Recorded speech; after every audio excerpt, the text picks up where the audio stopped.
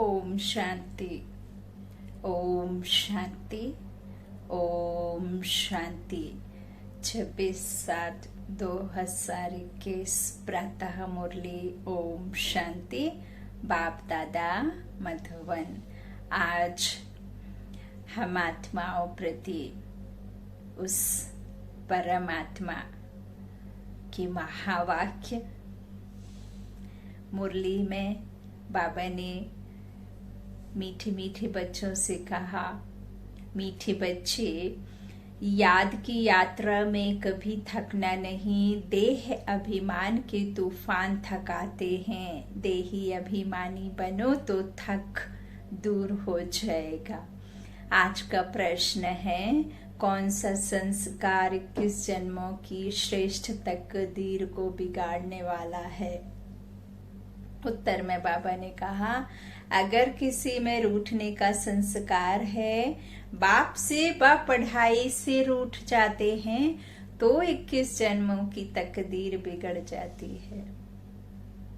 इसलिए बाबा कहते, मीठे बच्चे, देह अभिमान के वश कभी भी यह उल्टा नशा नहीं चढ़ना चाहिए कि मैंने इतनों को समझाया, इतनी मदद की। कभी भी अपने इस ज्ञान को खुद का मत समझ बैठना। मुंह मिट्ठू मियां नहीं बनना है। ये ज्ञान इस संसार में किसी मनुष्य का नहीं है। ये ज्ञान सिर्फ और सिर्फ ईश्वरीय ज्ञान है। परम पिता परमात्मा स्वयं यह ज्ञान आकर देते हैं। बाबा खुद कहते हैं, मैं जैसा हूं, जो हूं, कब आता हूं, कब जाता हूं, आकर क्या करता हूं, क्या नहीं करता हूं, मैं जैसा भी हूं, मैं ही आकर बताता हूं। और कोई संसार का मनुष्य बता नहीं सकता, मनुष्य की सदगति करा नहीं सकता। इसीलिए कभी भी ज्ञान मेरा है, मैंने अच्छे से समझाया, या मैं ही इस तरह से समझा सकता हूँ या सकती हूँ, कभी भी इस तरह का मन में ख्याल भी नहीं लाना है। परमात्मा ने आपको निमित्त मात्र चुना है, आप निमित्त ही हैं। और ईश्वरीय महावाक्य के लिए आपका बाबा ने कर्मेंद्रियों का इस्तेमाल किया है, शरीर को मात्र इस मुख और सुनने सुनाने के लिए। तो कभी भी ऐसा नहीं। दूसरा, बाबा एक बहुत बड़ा एक पॉइंट बाबा आज मुरली में कह रहे हैं कि 21 जन्मों की तकदीर बिगड़ जाती है, क्योंकि कई बच्चे बाबा की पढ़ाई को छोड़ देते हैं, या तो उनके काम अधूरे रह जाते हैं। वो जिस बात की कामना करते हैं, जिस बात को के लिए प्रार्थना करते हैं, वो प्रार्थना जब उनकी पूरी मनसा नहीं होती है, तो वो बीच में ही पढ़ाई छोड़ देते हैं। ये सबसे पहला कारण है, बड़ा कारण है छूटने का। दूसरा, जिस सेंटर में भी जिस टीचर बहन से पढ़ते हैं, या जहाँ भी बहुत सारे इकट्ठा होकर के रोज बाबा के बच्चे मुरली सुना करते हैं, यदि वहाँ 100 आते हैं मुरली सुनने मनुष्य आत्माएं, और उनमें से यदि किसी 4 को पूछा जाए और उस 5वें को लालसा रहती है, इच्छा रहती है कि मुझे भी इतना ही मान सम्मान मिले, और वह उसे नहीं पूछा जाता, तो भी बाबा की पढ़ाई छोड़ देते हैं। कई मूंझ जाते हैं, कई ब्रह्मा बाबा को लेकर क्वेश्चन करते, कई शास्त्रों में उलझे रहते हैं, तो यहाँ मूंझ जाते हैं, क्वेश्चन मार्क लगा और फिर छोड़ दिया। कई पूजा पाठ करना चाहते हैं और बाबा मना करते हैं, तो भी छूट जाता है। कई अपवित्र हो जाते हैं, तो सोचते कि अब तो बाबा के लायक ही नहीं बचा, नहीं बची, इस तरह से भी फिर पढ़ाई छोड़ देते। तो संसार में हर एक आत्मा का ड्रामा पार्ट अलग अलग है, एक आत्मा का दूसरे से पार्ट मैच करता ही नहीं है। आप इस संसार में इतने करोड़ों मनुष्य आत्माएं हैं जिन्होंने ये तन लिया है, तो सबका देवी देवता का तो ड्रामा में पार्ट है नहीं है। बाबा ने ये भी कहा है कि यदि आप मुरली सुनते हैं या बाबा के ज्ञान को थोड़ा भी सुन लेते हैं तो भी आपकी सदगति हो जाएगी। इसीलिए किन्हीं भी कंडीशन में, किसी भी सिचुएशन में आपको बाबा की पढ़ाई नहीं छोड़ना है, मुरली जरूर सुनना है। मुरली के पॉइंट्स को मनन चिंतन करिए, कोई 2 पॉइंट्स को ले लीजिए और उनको ही मनन चिंतन करिए, वही बाबा का पुरुषार्थ है। अपने कमजोर संकल्पों को श्रेष्ठ संकल्पों से, उन कमजोर संकल्पों को नीचे दबाकर श्रेष्ठ संकल्पों को ऊपर उठाना, वही पुरुषार्थ है। ओम शांति। तो बाबा कहते हैं इस तरह से देखो कि बाबा कहते हैं, इसलिए बाबा कहते मीठे बच्चे देह अभिमान के वश कभी भी उल्टा नशा नहीं चढ़ना चाहिए कि मैंने इतनों को समझाया, इतनी मदद की। देखो बाबा कितनी बड़ी अथॉरिटी, फिर भी कितना निरहंकारी है कि नहीं। तो इसलिए 80 फादर गीत है, राह के राही रात के राही थक मत जाना, आज हंसे कल रुला ना देना। ओम शांति। मीठे मीठे सिकीलधे बच्चों ने गीत सुना और जो योग युक्त सर्वे से बुल बच्चे हैं वह इसका अर्थ झट समझ लेते हैं। हम रात के राही अर्थात ब्राह्मणों की अब रात पूरी हुई। भक्ति काल ये द्वापर से मध्य जीवन करके हम जो चले अब तक, वह रात पूरी हुई, अब सवेरा होना है ना। तो इस तरह से अब सवेरा होने का जब पता ही चल गया है तो फिर थक मत जाना, है ना। बाबा कहते हैं हम रात के राही अर्थात ब्राह्मणों की अब क्या हुई, रात पूरी हुई। भक्ति मार्ग को रात कहा जाता है। आधा कल्प रात का पूरा होता है। बाबा कहते हद का भी दिन और रात है। यह फिर ब्राह्मणों का आधा कल्प दिन और आधा कल्प रात होती है। शुक्ल पक्ष और कृष्ण पक्ष का बाबा कहते हैं इस समय जबकि आप आते हैं तो अंधियारा है। प्रभात होने का पहला पूर्व है, सवेरा हो रहा है। बच्चे जानते हैं। अब बाप कहते हैं मीठे मीठे बच्चे, याद की यात्रा में थक नहीं जाना। जैसे जिस्मानी यात्रा होती है, आगे पैदल जाते थे, बहुत धीरे धीरे बीच बीच में मंजिल बनी रहती थी ना। मालूम रहता है हमको फलानी फलानी मंजिल पर ठहरना है। आगे बहुत जो बाबा कहते हैं श्रद्धा से पैदल जाते थे, है ना। उतना रेस्ट के लिए रेस्ट हाउस जैसे या ऐसे शेड वगैरह मंदिरों में, बड़े बड़े मंदिरों में लगा दिया करते थे। तो कई कई की मन्नत रहती थी कि नहीं हम रेस्ट नहीं करेंगे, हमें तो मतलब हमारा ये मन्नत है तो हमें पूरी करनी है। इसीलिए हम तो बिल्कुल कितना भी कुछ हो जाए, ब्लड आ जाए पैरों से या मैं थक जाऊं, जान भी चली जाए तो भी मुझे रुकना नहीं है, रेस्ट नहीं करना है। मैं सीधे जब तक देवी के दर्शन नहीं कर लेंगे तब तक हम नहीं रुकेंगे। ऐसा भी रहते हैं ना श्रद्धालु। तो बाबा कहते इस तरह से जो है उसमें बड़ी मेहनत है ना। आगे आगे श्रद्धा से पैदल जाते थे तो बहुत मेहनत है। अब यह तो बहुत सहज है। आप भल कहीं भी रहें, किसी भी सिचुएशन में हैं, किसी भी भला आप बीमार हैं, खाट पे पड़े हैं, आप बिल्कुल भी कहना चाहिए उठ नहीं पा रहे हैं तो भी बाबा कहते हैं खाट पे लेटे हुए भी तो, बीमार होते हुए भी तो आप की बुद्धि मन कहीं ना कहीं तो जाता होगा। तो उस मन बुद्धि को मुझ में लगाओ, मेरी याद में रहो। तो बाबा ने तो बहुत सहज बताया। बाबा कहते सिर्फ याद ही तो करना है। तो बाबा कहते हैं बहुत सहज है। इसको कहा जाता है सहज याद व योग। सिर्फ बाप को याद करना है। थकने का मतलब ही है देह अभिमान, देह का अभिमान आना, है ना, देह अभिमानी बनना। हाँ, इसमें कोई शक्य नहीं, माया के विघ्न पड़ेंगे। बाबा कहते ऐसा नहीं है कि आपको बिल्कुल कोई भी ऐसे अड़चन ना आए, कोई मुश्किल ना आए। बाबा के बच्चों को तो और अधिक माया और अधिक मुश्किलें आती हैं, है ना।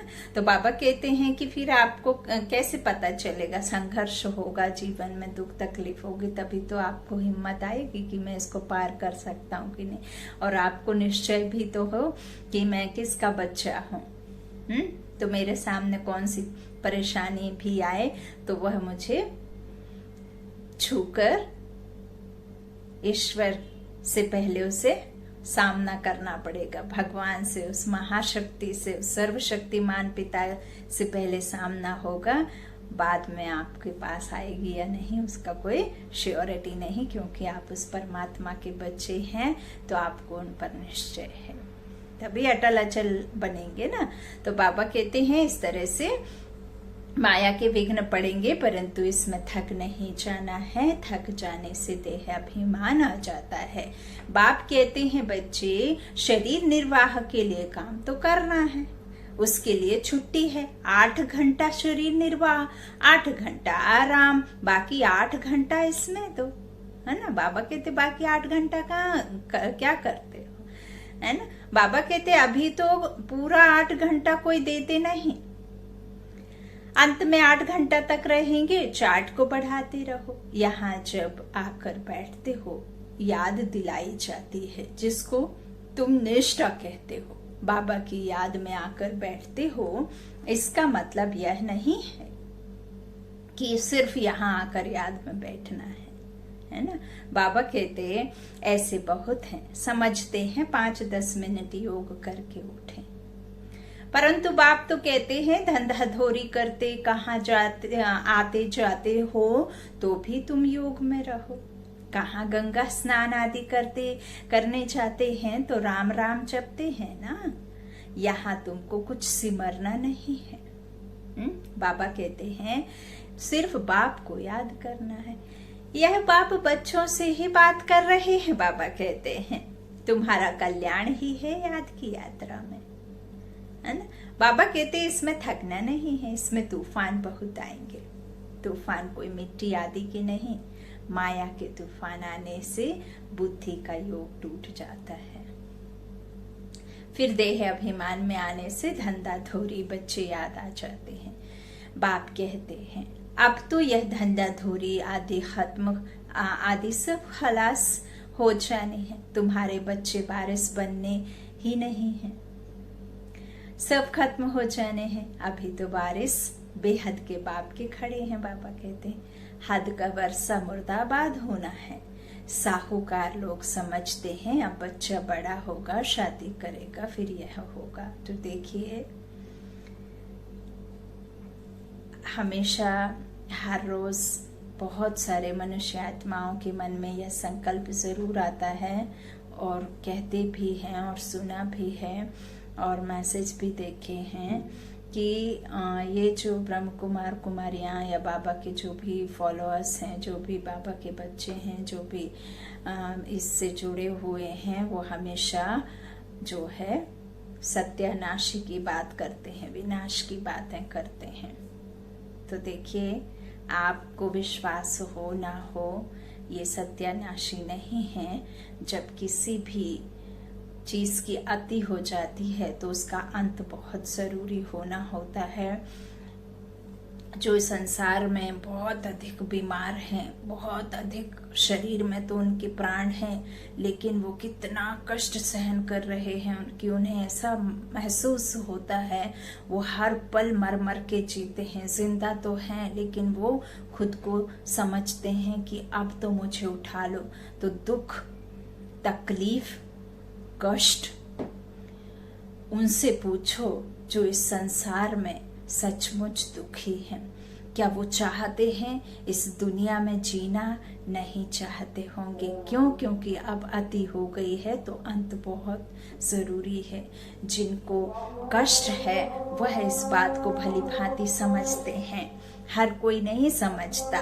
तो जिनको थोड़ा सुख है वो समझते हैं कि हम स्वर्ग में हैं। जिनके पास में पैसा आती है वो समझते हैं हम स्वर्ग में हैं। बाबा साफ साफ लिख रहे हैं, अपने बच्चों को समझाते हैं कि बच्चे, अभी यदि आप ये समझते हैं कि मैं 3 पीढ़ी के लिए इकट्ठा कर लूंगा, मैं इतना बिजनेस बढ़ाऊंगा कि मेरे बच्चे 7 पुश्तें खा लें, तो देखिए ये हद का कमाना जो आप सोच रहे हैं, बाबा कहते हैं वो वारिस बनने तक समय ही नहीं रहेगा। इसलिए अभी जो है वो बेहद का वर्षा है तो इसमें लग जाओ। बाबा कहते हैं सब खत्म हो जाने हैं, अभी तो बारिश बेहद के बाप के खड़े हैं। बाबा कहते हैं अभी इतना टाइम नहीं है, इसलिए दुनिया से बिल्कुल मोह हटा दो। यह तो कब्रिस्तान है, धंधा धोरी बच्चों आदि के चिंतन में मरेंगे तो मुफ्त अपनी बर्बादी कर देंगे। शिव बाबा को याद करेंगे तो आबादी बहुत होगी। देह अभिमान में आने से बर्बादी होती है, देही अभिमानी बनने में आबादी होती है ना। देह से न्यारा आत्मा निश्चय करना और देह से छोड़ना, मतलब देह से बुद्धि योग कहाँ लगाना है? देह को छोड़ करके ईश्वर के साथ में। तो खुद को आत्मा समझना होगा ना। देह को समझेंगे तो देह के संबंध याद आएंगे, खुद को आत्मा समझेंगे तो परमात्मा याद आएगा, है ना। जैसा आपका कहना चाहिए अवस्था वैसी आपकी याद। तो बाबा कहते हैं इस तरह से देही अभिमानी बनने में आबादी होती है। जितना याद करेंगे उतना भविष्य के जन्म वर्षा पाएंगे। याद नहीं करेंगे तो बहुत घाटा पड़ जाएगा, वह फिर कल्पांतर के लिए हो जाएगा। इतनी बड़ी घाटे की बात है, ख्याल करना चाहिए। हम पूरा वर्षा कैसे पाएं? धन की भी बहुत लालच नहीं रखनी चाहिए। यदि आपके पास में 3 टाइम का खाने को है और 2 टाइम का पहनने को है और आपके पास में सोने को घर, रहने को छत है, तो आपको और क्या चाहिए? यदि आपको बच्चों की फिक्र होती भी है तो क्या वो अपना किस्मत लेकर के नहीं आए होंगे? क्या वो ईश्वर उन बच्चों को भेजता है तो क्या वो बच्चों का कुछ भाग्य लेकर के नहीं आते होंगे? सभी अपना अपना भाग्य लेकर के आए हैं, तो आप उनके भाग्य को कोसिए मत कि आप इकट्ठा करेंगे तभी वो जी पाएंगे या तभी वो जीवन निर्वाह कर पाएंगे। उनका भी भाग्य है, उनके भी कर्म अच्छे हैं, वो भी महान आत्माएं हैं, वो भी कर्म की हुई आत्माएं हैं, वो भी भाग्यशाली आत्माएं हैं, वो भी बुद्धिमान हैं, वो भी सर्वशक्तिमान के बच्चे हैं, तो वो भी अपना फ्यूचर खुद से बना सकते हैं, है ना। तो चिंता कम हो जाएगी। बाबा कहते हैं इस तरह से जो हम पूरा वर्षा कैसे पाएं, है ना। बाबा कहते हैं कि धन की भी बहुत लालच नहीं रखनी है, टू मच में नहीं जाना चाहिए। कोई देवाला मारते हैं तो बहुत फिक्रात हो जाती है।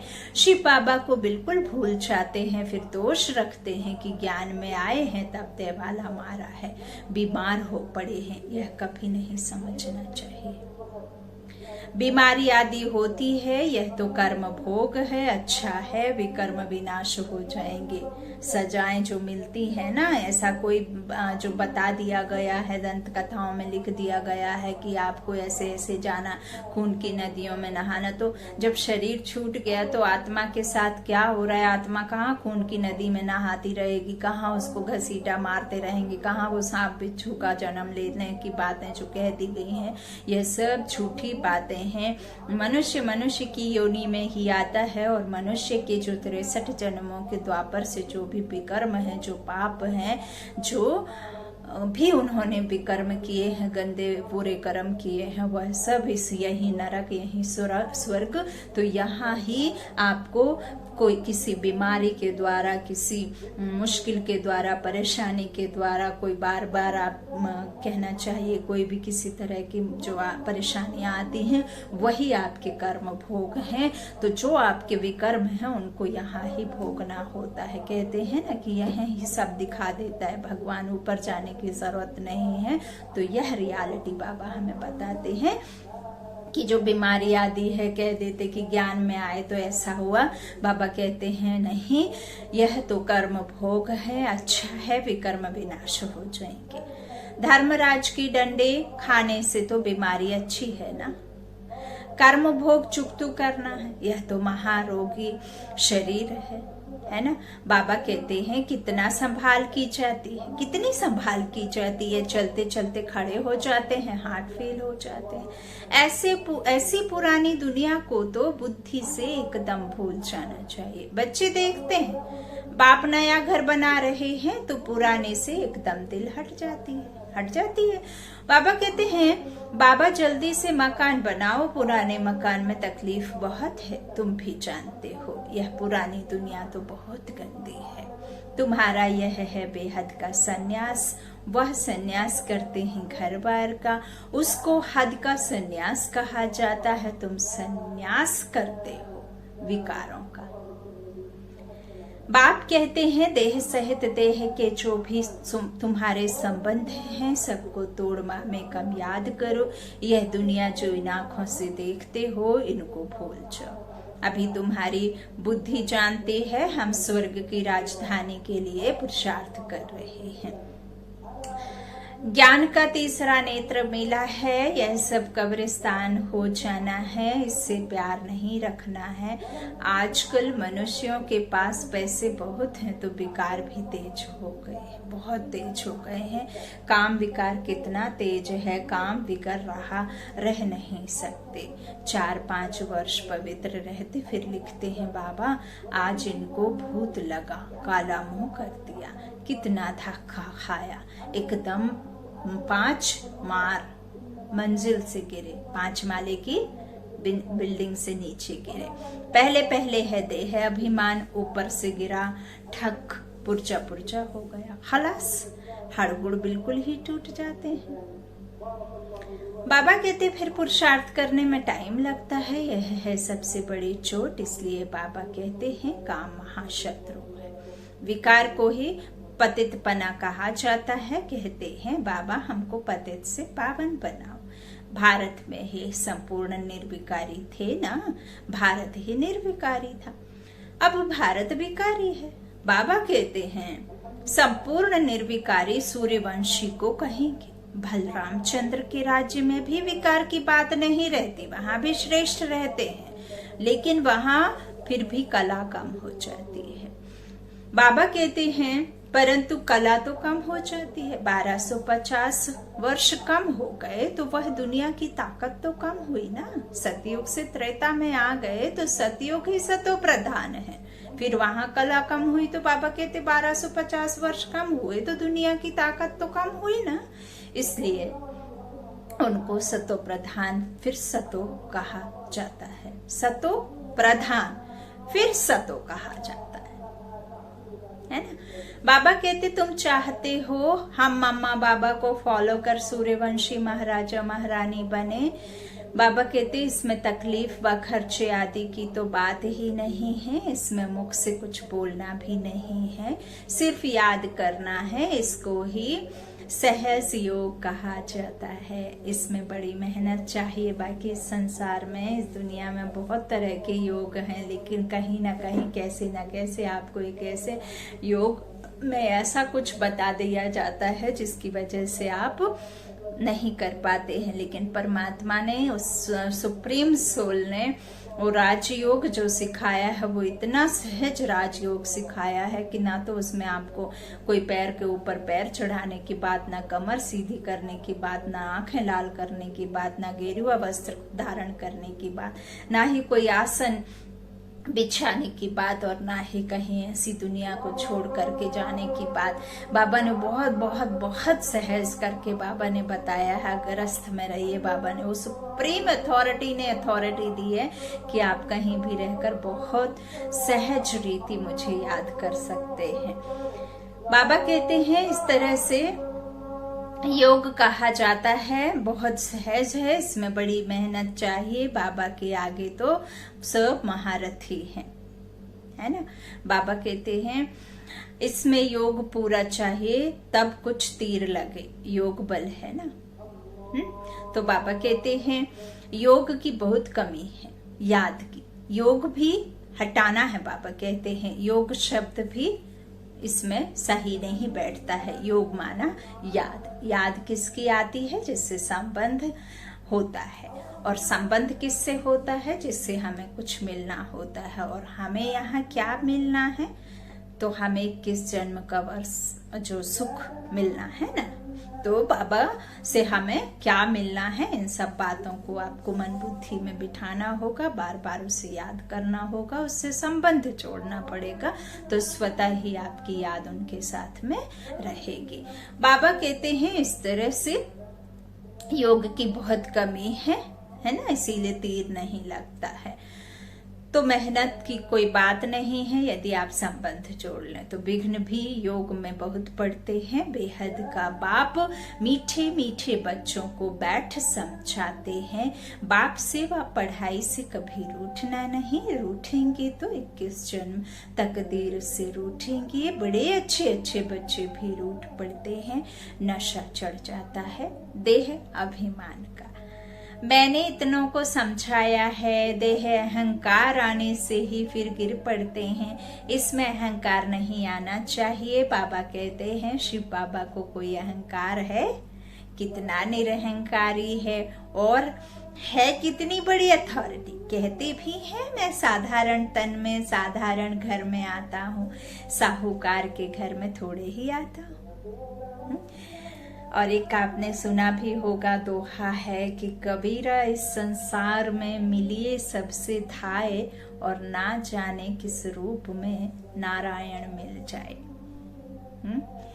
तो इसी तरह से ये बातें बाबा यहाँ सच करके बताते हैं, यथार्थ रीति समझाते हैं। बाबा कहते हैं मैं साहूकार के घर में नहीं आता हूँ, तो अब बच्चों को जागना है। बाबा युक्तियां तो बड़ी अच्छी बतलाते हैं, तुम बच्चों की ही देरी है। ड्रामा अनुसार अनुज अवस्थाएं जोर नहीं भरी हैं, आगे चल थोड़े जोर भरेंगी। हम गवर्नमेंट को इत्तला करते हैं कि इतने वर्षों में स्वर्ग की स्थापना हो जाएगी। यह अखबार आदि में मनुष्य पढ़ेंगे तो आकर तुमसे पूछेंगे। थोड़े वर्ष के अंदर स्थापना होगी तो विनाश भी जरूर होगा, ढेर आएंगे। यह प्रॉपर्टी आदि थोड़े समय के लिए है। इस प्रॉपर्टी को तुम कोई प्रॉपर्टी थोड़े ही समझते हो। तुम जानते हो यह तो थोड़े रोज के लिए है। यह मकान आदि रहने के लिए बनाए हैं, क्योंकि मधुबन में बहुत बच्चे आते हैं रिफ्रेश होने के लिए। हेड ऑफिस मधुबन है। आज तुम क्या करते हो, कल क्या करेंगे, यहाँ तपस्या करते हो, फिर दिल्ली वृंदावन आदि में जाकर राज्य करेंगे। हमारा यादगार कैसे खड़ा है, यह अच्छी रीति दिखाना है। जो काम हम अभी कर रहे हैं, बाबा कहते जो अभी हम कर रहे हैं 5000 वर्ष पहले भी किया था। Nothing new. पहले शिव बाबा के मंदिर बनाते हैं, बाकी देलवाड़ा मंदिर आदि तो बाद में बने हैं। बुद्धि से काम लेना होता है। देलवाड़ा मंदिर का भी हिसाब निकाला जाए तो निकल सकता है। पूरा हमारा यादगार है। तुम जानते हो यह स्थापना का यादगार है। तुम मीठे मीठे बच्चों को बहुत खुशी होनी चाहिए। यह सब सर्विस बढ़ाने की युक्तियां निकाली हैं। राम गयो रावण गयो, जिनका बहु परिवार है। रावण का देखो कितना बड़ा परिवार है, राम का कितना छोटा परिवार है। गायन राइट है, परंतु कोई समझ नहीं सकते। बाप बैठ समझाते हैं तो निश्चय नहीं बैठता है। शरीर निर्वाह अर्थ भी कर्म तुमको जरूर करना है। हाँ, जो सर्विसेबल बच्चे हैं पांडव, वह तो गवर्नमेंट से पालना ले सकते, उनकी सारी संभाल हमको करनी पड़े। अवस्था बच्चों की ऐसी होनी चाहिए। बाबा की याद में इस दुनिया का सब कुछ भुलाना है। याद की यात्रा में जो पक्का मस्त रहे उनकी अवस्था भी बहुत मजबूत होगी। जैसे कि शिव बाबा की याद में रहे तुम शरीर छोड़ते हो। सन्यासी ब्रह्मा की याद में शरीर छोड़ते हैं, ब्रह्म की याद में शरीर छोड़ते हैं तो भी वायुमंडल में बिल्कुल सन्नाटा हो जाता है। बाबा को अनुभव है, मनुष्य मरते हैं तो घर में सन्नाटा हो जाता है ना। इसमें भी ऐसे होता है, पिछाड़ी में जैसे कि सब कुछ भूल जाते हैं। अब हमको वापस घर जाना है, देह अभिमान छूटता जाता है, पिछाड़ी में शरीर खुशी से छोड़ना चाहिए, हर्षित मुख। बस हम कहाँ जा रहे हैं, ऐसी अवस्था जब होगी तब विजय माला में पिरोने लायक बनेंगे। हम शांति धाम के रहने वाले, शांति धाम, हम अपने असली घर जा रहे हैं। तो बाबा कहते हैं तभी फिर खुशी रहेगी, तभी फिर आपकी अवस्था ऐसी होगी, तब विजय माला में पिरोने लायक बनेंगे। तुम्हारे में शांति के कारण चाहे कोई भी आते हैं तो कहते हैं यहाँ शांति बहुत है। देखा आपने मधुबन में या सेंटर्स में, मधुबन में तो हजारों लाखों की तादाद में मनुष्य आत्माएं बैठी होती हैं, फिर भी पिन ड्रॉप साइलेंस में बैठ सकता है कोई। आज के समय में यदि 4 अननोन पर्सन भी कोई स्ट्रीट में खड़े हों, कोई जगह पर अननोन पर्सन भी खड़े हों, तो वो भी घंटों शांत नहीं रह सकते, किसी न किसी तरह से बात करना शुरू कर भी दें। और इन केस वो शांत खड़े भी रहे तो उनके मन में पता नहीं क्या क्या संकल्प चलते होंगे, वह भी सूक्ष्म रीति से एक तरह से कर्म है। लेकिन आपने शांति वन में देखा होगा, मधुबन में देखा होगा, नहीं गए होंगे तो टीवी पर देखा होगा, उतनी हजारों की मनुष्य आत्माओं की भीड़ होते हुए भी एकदम पिन ड्रॉप साइलेंस। तो ये कहाँ की शक्ति है? कौन सी शक्ति है? आत्मा शांत स्वरूप शांति के सागर की शांति है। ओम शांति। तो बाबा कहते हैं इस तरह से यहाँ शांति बहुत है, यह है रियल शांति। आत्मा शरीर से डिटैच हो जाती है। तुम जानते हो हम आत्मा शांत स्वरूप हैं, हम अपने स्वधर्म में बैठ जाते हैं। कर्म के बिना तो कोई मनुष्य रह नहीं सकते, है ना। कर्म के बिना नहीं रह सकते। वो लोग हठ योग से क्या क्या नहीं करते हैं। तुम अब समझते हो हमारा स्वधर्म ही है शांति। यहाँ हम आए हैं पाठ बचाने, अब वापस घर जाना है। बाप कहते हैं मुझे याद करो और घर को याद करो। बाप को याद करने से वर्षा मिलेगा। बाप कहते हैं मुझे भी घर में याद करो। मैं यहाँ तो मैं टेम्परेरी आता हूँ, थोड़े समय के लिए। तुम्हारी बुद्धि शांति धाम में टिकनी चाहिए, बाबा की याद में। घर का वर्षा भी लेना है ना, वह है आत्माओं का घर है, इनकॉर्पोरियल वर्ल्ड।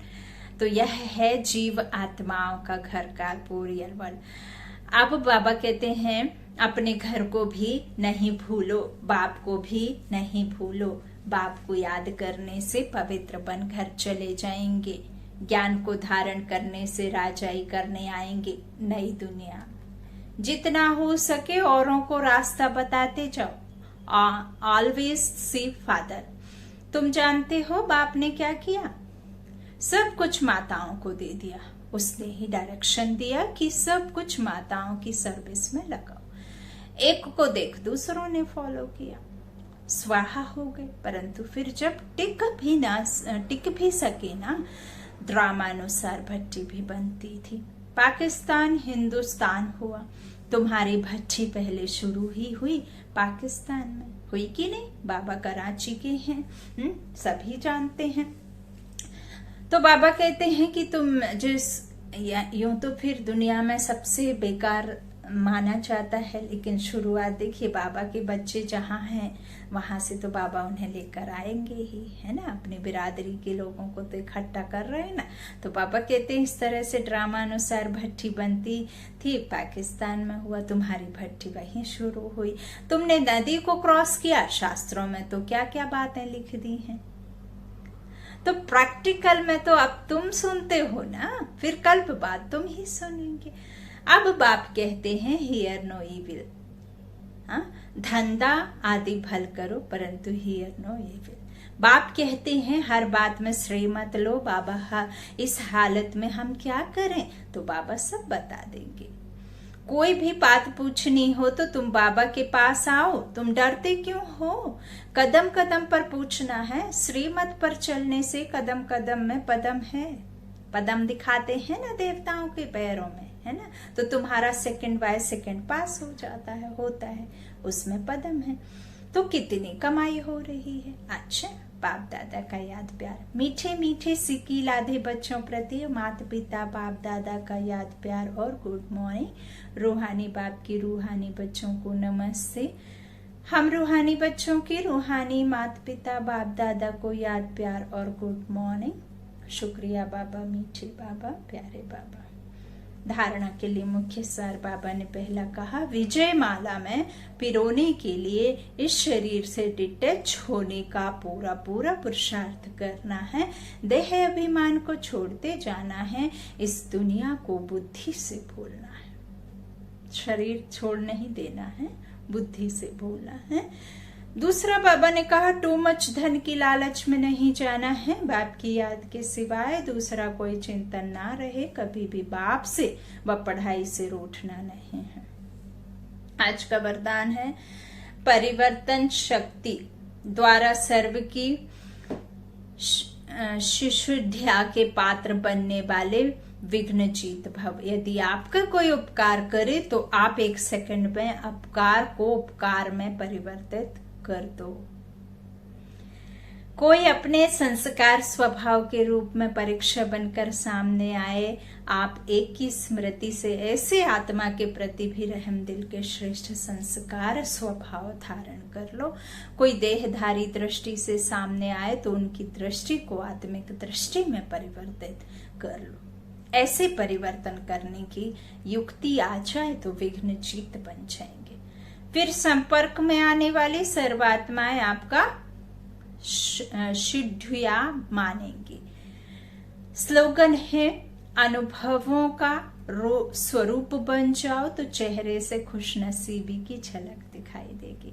अनुभवों का स्वरूप बन जाओ तो चेहरों से खुशनसीबी की झलक दिखाई देगी। कभी भी कोई भी मनुष्य आत्मा किसी भी बात को जब तक नहीं मानता तब तक आप उसे प्रैक्टिकल में वो सिद्ध करके ना बता दें। तो जब प्रैक्टिकल तब सिद्ध होगा, सिद्धि जब प्राप्त होगी, तब आप स्वरूप बन उसे अपने में इस्तेमाल कर खुद अनुभवी होकर सामने वाले को वह प्रैक्टिकल में अनुभव बताएंगे, ताकि वह भी अनुभवी बन प्रैक्टिकल में उस चीज का लुत्फ उठा सके। ओम शांति, ओम शांति।